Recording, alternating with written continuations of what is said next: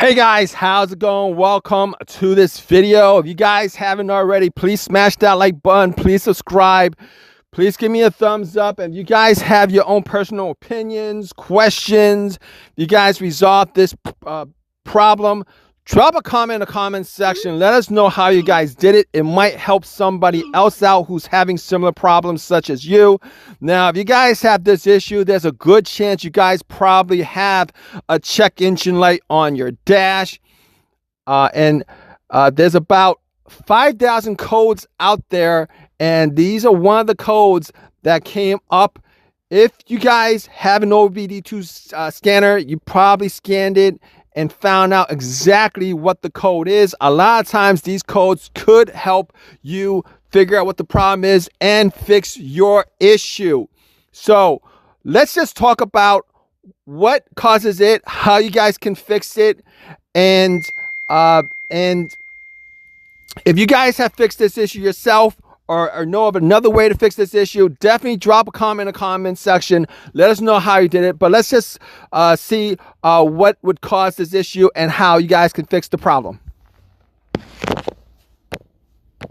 Hey guys, how's it going? Welcome to this video. All right, so if you guys have any kind of issues with your ECU, your ECM, your TCM, you guys have any issues with your computers or your car's computer modules, we're going to help you guys out as far as resetting those modules and getting your car working right again. So if you guys don't know what those modules are pretty much computer modules that control the operation of your engine, of your transmission, and various other parts of your vehicle. Now, if you guys might be thinking you might have engine issues or transmission issues, you probably want to go through this step first as far as resetting those modules, because a lot of times those modules could actually mimic some issues with your engine or transmission, and it might be just electrical programming as far as the computer is concerned, instead of your car actually having mechanical problems. And obviously, if you guys go through this step of resetting these modules, it'll save you money, and B, it'll help you figure out whether your car has issues because of a computer related issue in your vehicle or a mechanical issue. Obviously, if it's a mechanical issue, it's going to be quite expensive. For the most part, if it's just a computer issue, you might be able to just get away with reprogramming it and have your car work like it did before you start having these issues.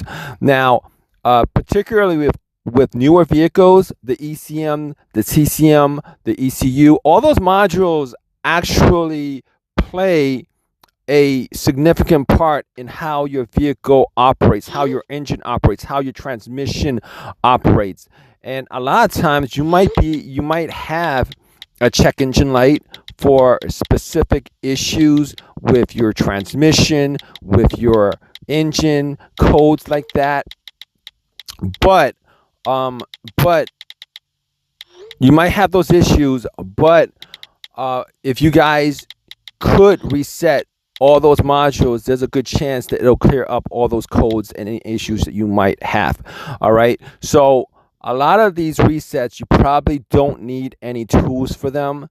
So we're gonna go through a couple of resets, a couple of things that you can do on your own. You don't need somebody to help you guys out to do it. All right, first thing you guys want to do is you guys want to get to the battery. All right, now this is the first way you guys can reset it. Get to the battery, figure out your negative cable. Take your negative cable off for a minute. Obviously, you want your vehicle to be off, and then afterwards pop it back on and reset it and see if the codes, check engine light or code or whatever, is off, or you could drive your car around, see whether your vehicle drives better. All right, now a lot of times this will work for older vehicles meaning probably like pre-2012, 2010. And if it doesn't work, what you guys could do is take the next step and pretty much take the negative and positive cables off and touch them together, and you guys could actually use a zip tie and connect them together for maybe a good 10-15 minutes so that everything in your car, all the electricity in your car drains out. You guys, and hopefully that'll work. But however, if you guys have an auxiliary battery, you guys definitely want to disconnect the auxiliary battery, because taking the cables off the main battery and disconnecting it won't really do anything if your auxiliary battery is actually saving all that information in saving all that information. So all right, so that's the first thing you guys could do. The second thing you guys could do, you guys can take the fuses. You guys could take the fuses off the fuse box. You guys want to get to the fuse box, take the, now a lot of times there's a couple of fuses for the ECM, the ECU, TCM. You definitely want to figure out where those fuses are and take them off. If there's 3 of them, you want to take all 3 of them off for about a minute or 2 and then pop them back on. Now here's the thing about that. All right, now here's the thing about that. All right, there's a good chance that if one of the fuses is blown, you guys really want to check those fuses to make sure that they're not blown. All right, if any of those fuses are blown that's connected to the ECU, there's a good chance, obviously, you're going to have issues with your car, the way the car works, or maybe not starting at all. All right, that's the second thing you guys can do. The third thing you guys can do is you guys could, if you guys wanted to, take all the cables off the ECU or ECM. A lot of times, all those modules are pretty much under the hood. They're pretty much in front of the engine. You guys could take all those cables off the modules and then pop them back on. Sometimes that'll work better. Okay, let's move on to the next thing.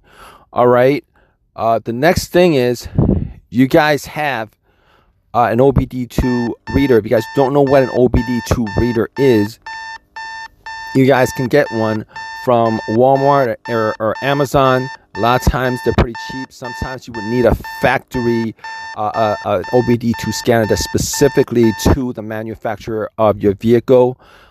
You guys want to just find where the OBD-II reader is and plug it in.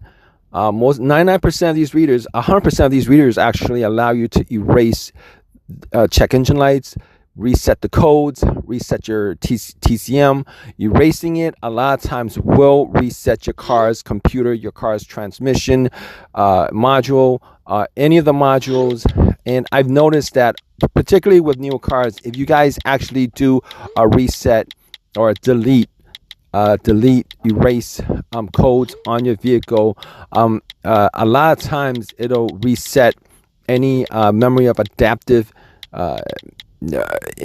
memory from your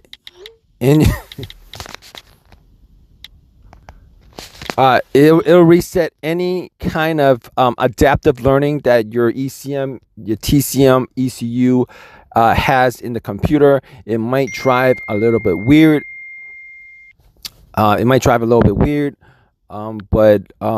it might take maybe a drive cycle or 2 before it drives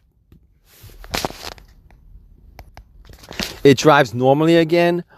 But once you reset it, you can drive it around. Hopefully it fixes your issue and you won't have that issue anymore. Now, the fourth thing that you guys could do is to replace the ECU, the TCM, the ECM. You guys could replace those modules. All right, that's probably the last thing you guys want to do, because sometimes it's cheap if you guys get these used modules from eBay, but if you guys get them from the dealership, they're gonna have to program it, and it's probably gonna cost you a lot of money.